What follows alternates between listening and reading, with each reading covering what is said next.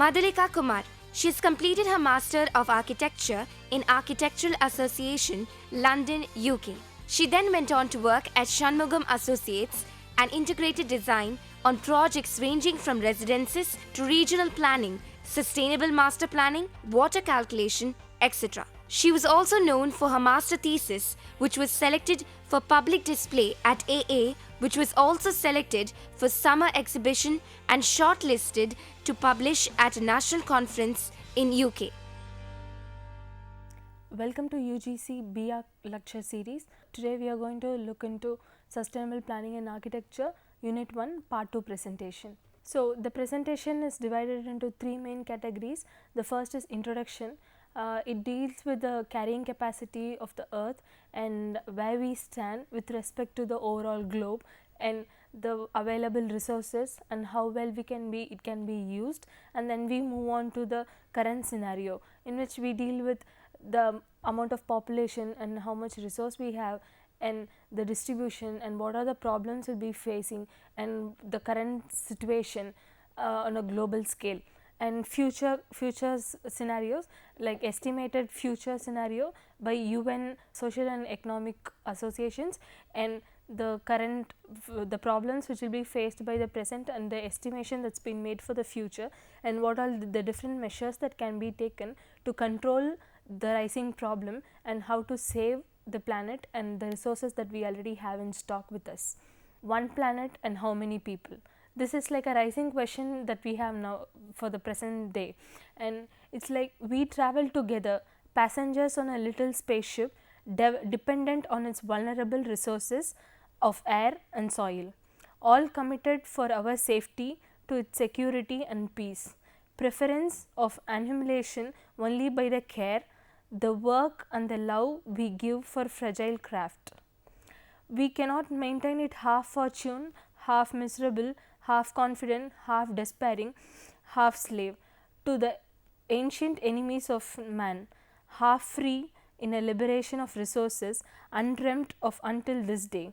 No craft, no crew can travel safely with such vast contradictions. On their revolution depends the survival of us all. So, what they mean by this UN Economic and Social Council that's held in Switzerland is that it's like we are all traveling on a spaceship which has certain amount of reserve of air and soil, like how we have the reserve of oil. So, we are all dependent on this resource which has to be utilized in a very sensitive way, which can be taken care and to satisfy the needs for the today, and not only for just today but also should be accounted for the future.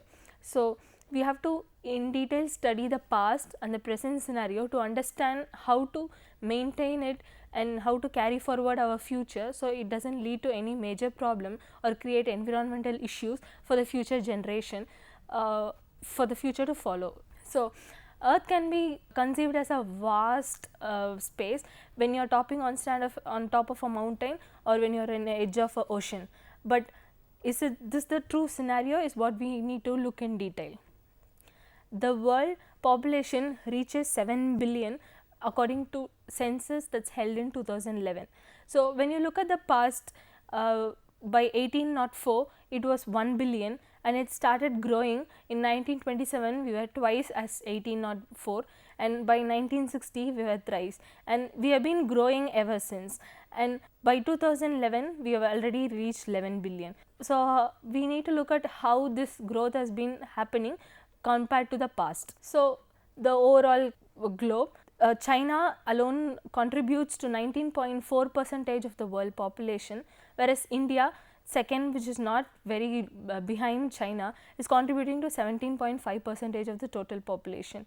US 4.5 and Indonesia 3.4, and other countries which are contributing to high population but not significantly are Brazil, Pakistan, Bangladesh, Nigeria and Russia and Japan.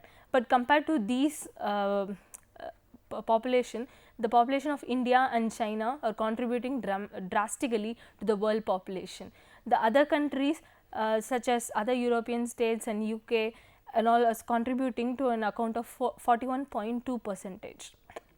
So, it has been estimated that on an average of 4.2 days, we are adding 1 million population to the already existing 7 million population. And it is also estimated that per 1 year, we are adding 87 million population to our present 7 billion.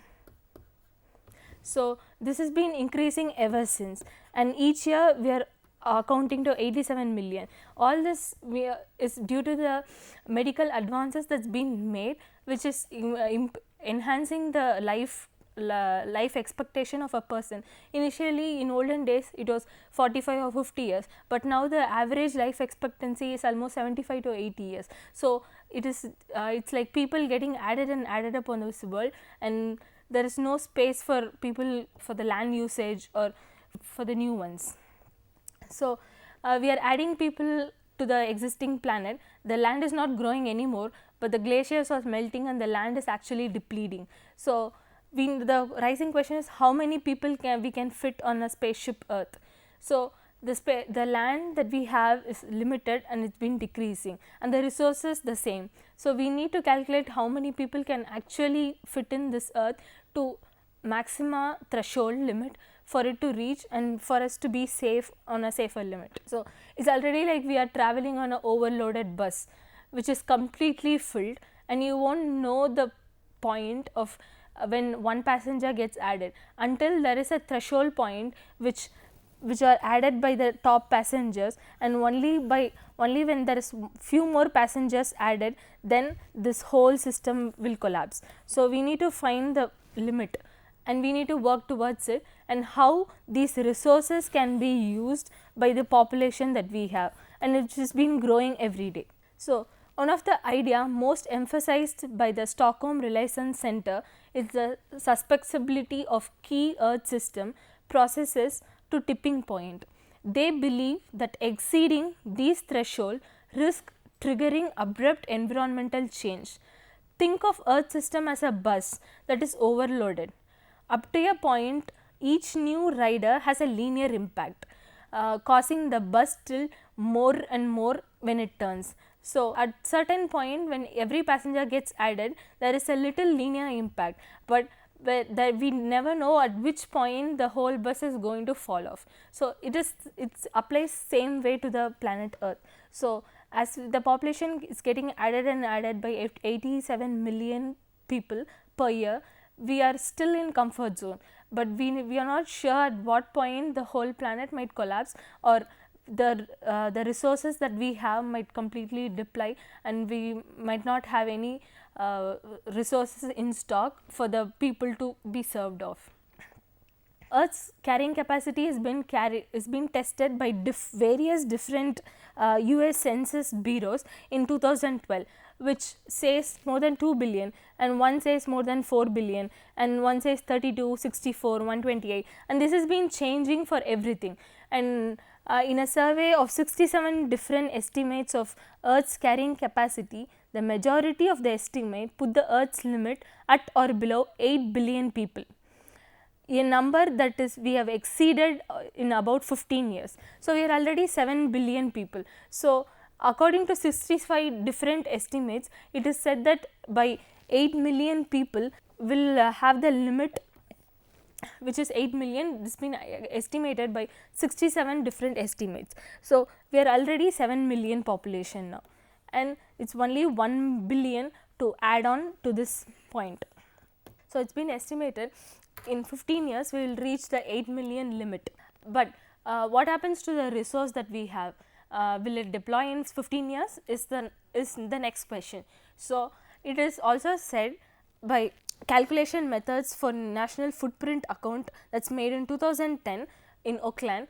It says if every human being lived the average life of an American, we would need 5 planets to satisfy their needs in respect to land and ecosystem goods. So, it is good that America is just occupying 4.5% of the overall population. So, we just have one earth, and we need to limit our usage and our needs within to satisfy the future scenario as well. By Stockholm Reliance Center, it has identified 9 different key processes in the global ecosystem which they which they feel are being altered enough by human activities. So, some of these are climate change, ozone acidification, nitrogen cycle, phosphorus cycle, and stratigraphic ozone depletion, and global water usage, usage of land, and biodiversity loss, and atmospheric as aerosol overloading. These things are not yet quantified, like chemical pollution and atmospheric aerosol loading, but the main concern now is climate change and nitrogen cycle and biodiversity loss. So, these three are major threat to the country, to the whole globe, and we need to have a closer look at these points and to find different alternative ways to how to reduce the footprint of average human being. So, the graphic shows those 9 earth system processes. Several of these are global in scale, such as climate change, ozone acidification, and stratospheric ozone. Climate change, rate of biodiversity loss and change of the global nitrogen cycle. As said earlier, it is the climate change, rate of biodiversity loss and changes to the globe and nitrogen cycle. Coming to the first point, climate change, increase the rise of irreversible climate change such as the loss of major ice sheets, accelerated sea level rise, and abrupt shifts in forest and agricultural systems. So, as we have seen earlier in our other presentation as well, so the climate change has been becoming a major and adverse effect on the city right now, and we can also find examples from our ancestor itself. They will be quoting often that when they were working or studying, the temperature was not this high when it is now. So, it has been even in one generation we can see such a difference. So, it has been it is estimated by 2060 will reach an increment of 5 degrees Celsius, which will increase not only the temperature, but which in turn melts the ice sheets, which will increase the seawater level, and the land gets depleted, and ozone acidification, which gives a major threat to the sea world as well. Second boundary, which is already passed, is the nitrogen loss of biodiversity.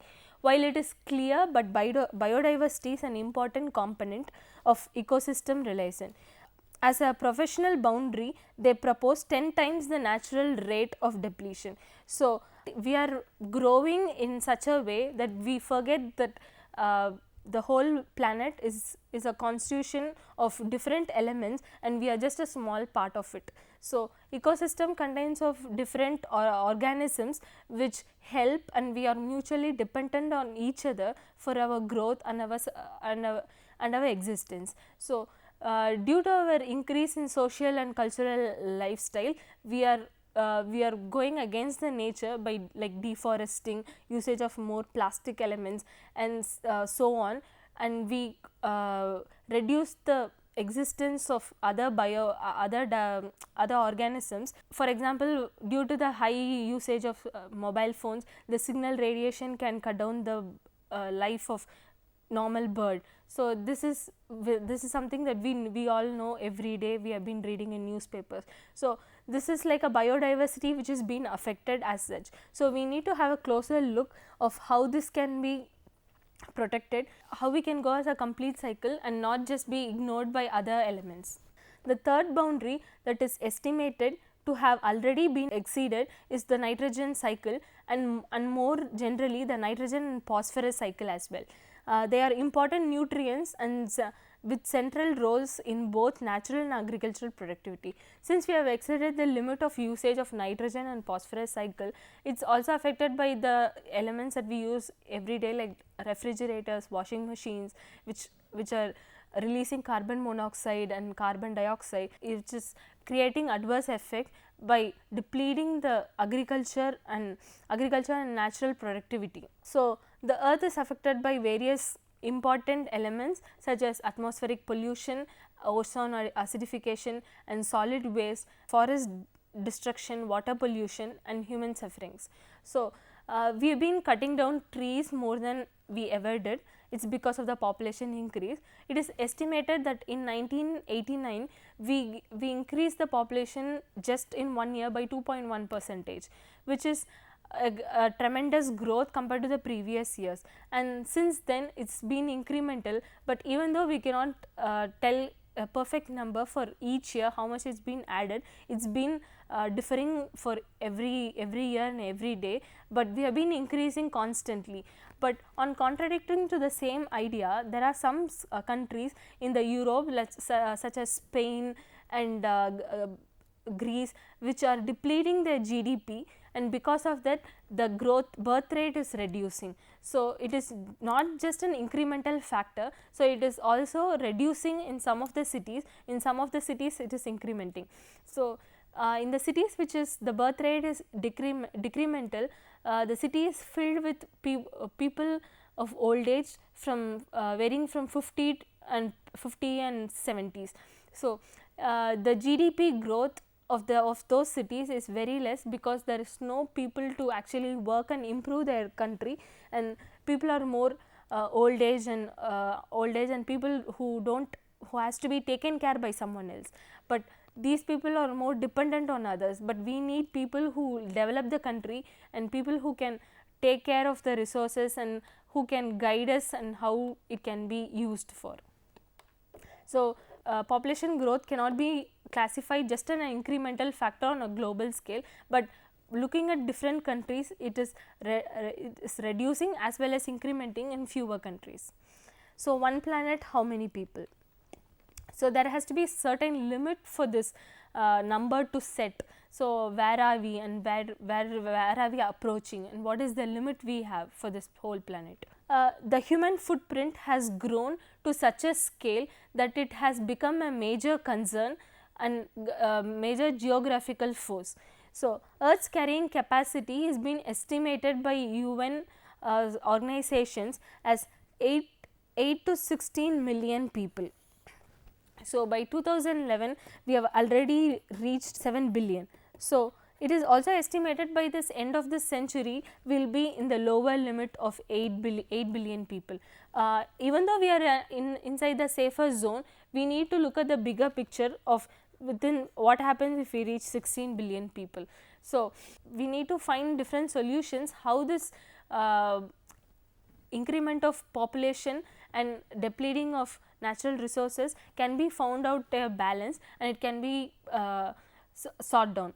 So initially by 1950s the graph was the birth rate was equal to the death rate, but as year goes on, this was stage 1, and the stage 2 was the birth rate increased slightly and the death rate reduced. This difference was due to the medical advancements, and as we move on by stage 3, the birth rate is actually high and the death rate is actually very low, which actually increased a lot of population rise in the years. And as we goes by stage 4, now the birth rate is also less and the death rate is in the same level because of the medical advancements as well. So is this the balance that we have to have, is the question. So this cannot be a balance, it's because the death rate is very low and the birth rate is also low. So we need to find a balance in which it can be useful for the country, for the global development. So how save the planet? How to save the planet? Population growth remains a major concern for future well-being. Even though if we can reduce the growth of population, the basic population is multiplied by amount of ecological footprint each human being is making. So population cannot be completely ignored or completely reduced. That's not the right way to do it or go about it. So population growth is a major concern. So population growth must be made into a positive aspect of how to make new initiatives to preserve and to create new alternatives for the depleting natural resources. So that is one of the most important point that we need to discuss on. And material consumption is a major concern. So how much one person is consuming from the ecological footprint is important. Though the developed countries are making a huge ecological footprint, even though their population is less, and developing countries like India, China are all contributing to less ecological footprint, even though their population is almost contributing to 40 to 50% of the overall world population. We need to find a stabilized usage which can be found out by different alternative methods to reduce the material consumption that we have. For example, in USA we can find the vehicles or four wheelers being used on a everyday basis for even for a short to commute for a short distance. But whereas when you compare it in India or other some of the smaller Asian countries, we are more dependent on our public transportation system. So these are some of the aspects which needs to be compared and which can be clubbed together. So some of these aspects can be improved in other countries as well, like usage of public transportation or making carpooling or combined making people to combine and to use the energy sources. The usage will be very less, and which in turn will be used for other people who are in need. Like in Africa, people are already suffering due to the less amount of resources that they get, and they don't even have good water to drink. So these are some of the aspects which need to be looked at on a global scale, and not just on your country or on your state and on your street. So these are some of the factors and resources which are available for the whole world. So we need to find some of the ideas which can and policies which can stabilize this. And then demography is not a destiny, which means there are different UN statistics that says 8 billion or 16 billion, that is the limit, but nobody actually knows what the limit is. So we cannot completely rely on demography as one tool, but it cannot be completely ignored as well. So this has to be weighted and seen how it can be looked about, but we need to make some of the policies and measures to control, and we have to be prepared if it is the worst condition that's about to happen to us. And we must all play a role in finding human centered rights based policies, which means it's just not concerning about your own country, it has to be globally looked at. So we must have new policies which says human rights to be centered, and other things has to be like human rights, human based policies. In a sense, what they mean is like every human should get what they need, basic needs like food, good water to drink, good air to smell. So these are like basic human rights. So it has to reach everyone in around the corner of the globe. So we need to find policies which will satisfy this need to all the 7 billion people, and not just the US or UK, which contributes to 4.5% or not, or even less respectively to the global population. So we need to look at the bigger picture now. This requires a 3-pronged approach, which means we need to find good policies. So this can happen only when there is no good political issues that's been sorted out by the government, and also the usage, the present what we have, the present reserve as air and soil in a spaceship of Earth has to be considered, and that has to be taken care along with the other policies that's been made. So it has to go hand in hand with the reserves that we have and the policies that we are going to make. We cannot simply rely on technological innovation and demographical transition to eliminate or to solve population problem. So it is not just depending on either this or that, but we also need to take other initiatives, like we need to educate women on, and sexual and social education needs to reach in every part of the country and every people to understand the importance and the need for these type of reserving the political issues and preserving the resources that we have. So we need to educate everyone to know and understand this global problem and how we deal about this. So do we need to increase the population every day, every 4.8 days by 1 million? we need to educate everyone to understand this type of a situation that's been happening around the world. We have existing methods that have proven to be effective sustainable development tools. So, there are the development tools which is like empowering women, which is being used in some of the villages in Africa and India as well, to teach women and make them self sustaining, so they don't depend on others, so they can make their own living. So, it is one of the aspect to protect the to reduce the depletion of resources. We also have new tools and better models that can be used to develop policies. There are some of the tools which has been developed by Massachusetts Institute of Technology in US, which MIT, which can be used to test how much it's a complex model which is developed by Medosense, which is used to test the present holding capacity of the earth and the available resources that we have and how much it can get to everyone and how self sustaining it is. So, these are the references that you can find in the book called the Limit of Growth, which is published by MIT as well. So, the learning outcomes, introduction to carrying capacity. So, now we have understood what the earth is formed of and how much it can carry and how much the maximum limit it can be attained to, and statistical comparison with the present and the future. So, we have seen few statistical numbers which shows how much present we are and how we were before and how this growth had happened, and some of the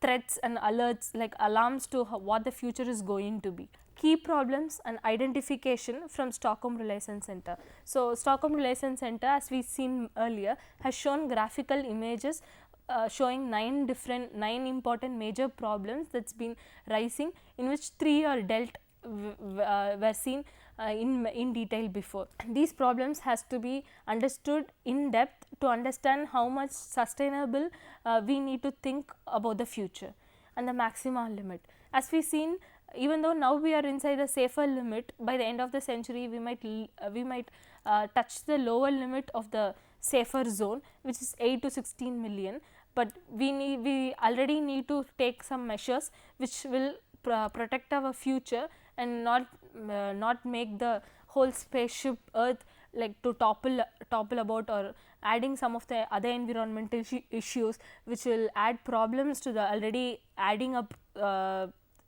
things in the earth, which will make things worse. Our interventions to save the planet. So, we have already seen few other interventions which can be applied to save the world, save the planet, which can be smaller, but it can make a major impact on a global level.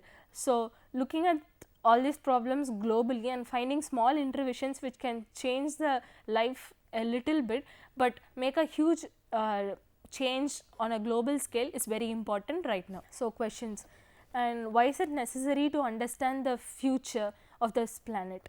We need to know the future, but why is it important is one of the important question to be answered, and explain Stockholm Relations Center and what is the need of the future. So, after understanding, we need to find out the solution, what the future actually needs, and how do you think the present situation is going to affect the future, and does it is going to actually affect it. And the remaining unit 2 will contain 2 parts as well, which will deal with ecosystem, food chain and natural cycle, and part 2 ecological footprint, basically from one country and by one average person to other countries, and climate change and sustainability, which will have 2 case examples from historical cities and how climate change and sustainable techniques has been followed in their cities traditionally. Thank you.